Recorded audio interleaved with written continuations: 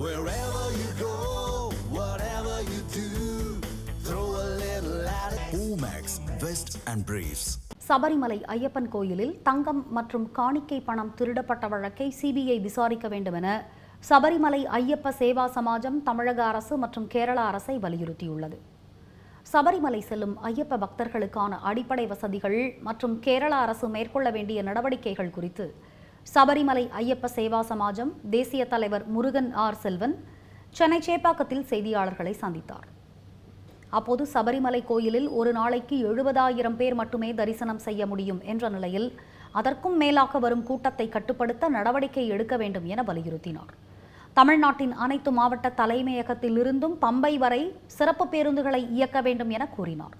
பக்தர்கள் கூட்டத்தை கட்டுப்படுத்த கேரள காவல்துறை, தமிழ்நாடு, ஆந்திரா, தெலங்கானா மற்றும் கர்நாடகா மாநில காவல்துறையினரையும் பயன்படுத்த வேண்டும் என்றும் கேட்டுக்கொண்டார்.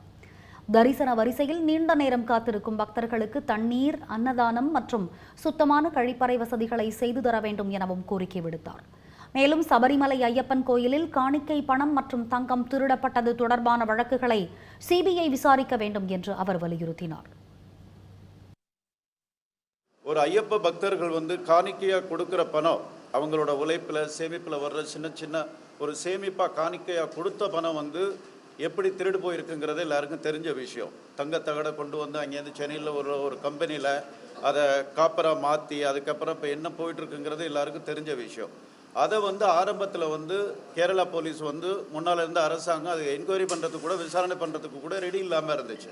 அதுக்கப்புறம் நாங்கள் ஐயப்பா சேவா சமாஜம் மூலமாக கோர்ட்டுக்கு போயிட்டு அங்கே உள்ள அரசாங்கத்தை நிர்பந்திச்சு அந்த விஷயம் அதுக்கப்புறம் எஸ்ஐடியில் விசாரணைக்கு வந்தது. அதுக்கப்புறம் உறுதியாக அதில் யார் குற்றவாளி அவங்க முடிவு பண்ணியிருக்காங்கிற விஷயம் இனிமேல் நம்மளுக்கு தகவல் வரும். அதில் சம்பந்தப்பட்டிருக்க, அதாவது தங்கம் வெளியே கொண்டு போகையில் யாரோட அனுமதி இல்லாமல் வெளியே கொண்டு போக முடியாது. தேவசம் போர்டு அதிகாரிகள் அதில் சம்மந்தப்பட்டிருக்காங்க. அதில் முக்கியமாக கவனிக்கப்பட வேண்டிய விஷயம், அதில் உள்ள தந்திரி சம்மந்தப்பட்டிருக்கார். அவரோட கையொப்பம் இல்லாமல் இது வெளியே கொண்டு போகிறது நடைமுறையில் சாத்தியமே இல்லை. அந்த தந்திரியாக இருந்தாலும் சரி, அதில் சம்மந்தப்பட்ட மந்திரியாக இருந்தாலும் சரி, இந்த விஷயத்தை எஸ்ஐடியால் எந்த அளவுக்கு சிறப்பாக விசாரணை பண்ணி வெளியே கொண்டு வந்திருக்க முடியும் அல்லது பண்ண போகிறாங்கங்கிறது தெரியாத விஷயம். ஒருவேளை அது பண்ணாத பட்சத்தில் இந்த விஷயம் சிபிஐ என்கொயரி பண்ணணுங்கிறது நம்மளோட வேண்டுகோள். தமிழ் ஜனம் சேனலை சப்ஸ்கிரைப் பண்ணாமல் பார்த்துட்டு இருந்தீங்கன்னா மறக்காமல் சப்ஸ்கிரைப் பண்ணிடுங்க.